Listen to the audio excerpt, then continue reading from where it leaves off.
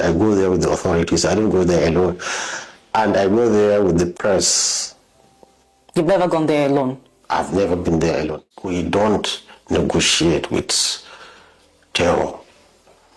That word, I don't know where they got it from. It's not in the Bible. It's not in the Quran. In fact, it's not even in practice. Everybody's negotiating with bandits. America had an office where they were negotiating with Taliban in Qatar.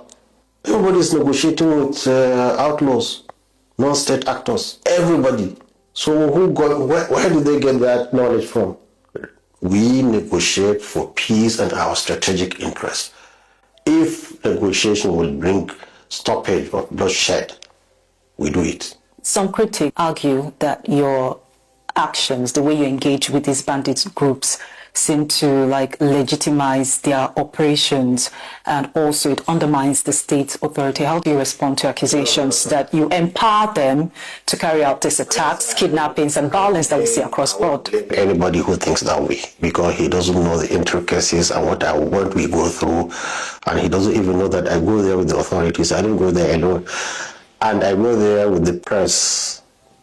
You've never gone there alone? I've never been there alone, never. When was the last time you had these meetings with them?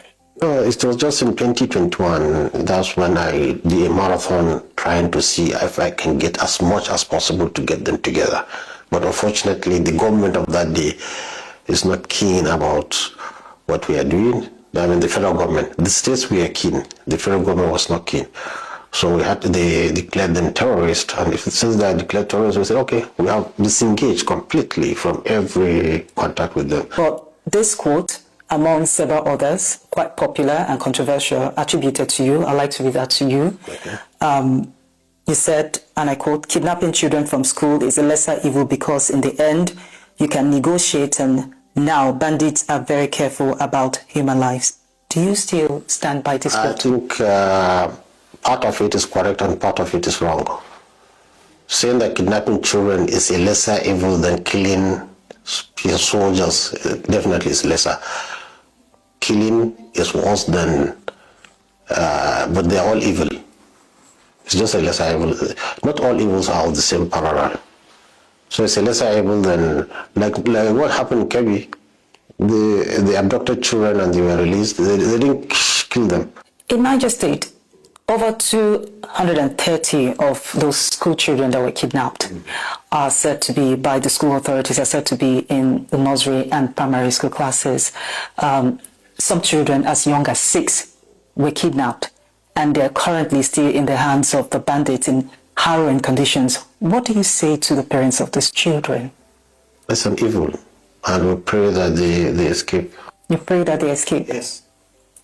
You were a captain in the Nigerian army, and also you've had dealings with the bandits. Do you think that we are moving in the right direction to be able to stop this, or do you still see some gaps? Well, you see, we need a robust army, a military strong, and it's holding the nation now. There's nothing holding this nation without the military.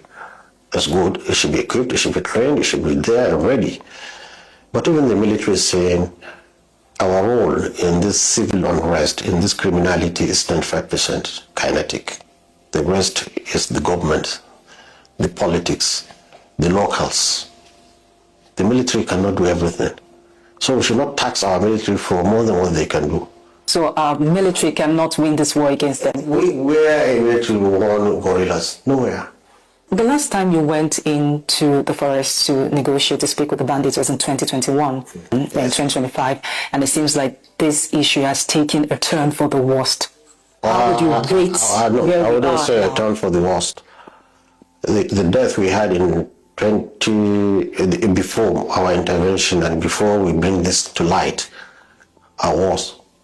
Villages were killed and ransacked. But now you hardly hear a village ransacked. On the contrary, we've seen the activities of the bandits group spread across the northwest and even the southwest. The sporadic attack. Nowhere can say you have 100% security, especially when we are coming out from a very serious situation like Nigeria. So what do they want? They're fighting an existential war. So what do they want to be able to exist?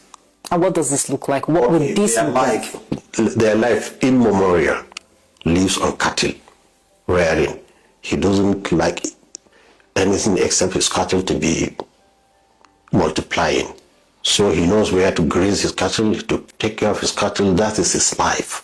In fact, they inherit it. They will tell you, this cow I inherited from my grandfather. And so you believe, from what you said, you believe that the bandits are mostly Fulanis. You believe that the bandits Mostly the bandits, not the Boko Haram. They are mostly Fulani herdsmen, not the Fulani town.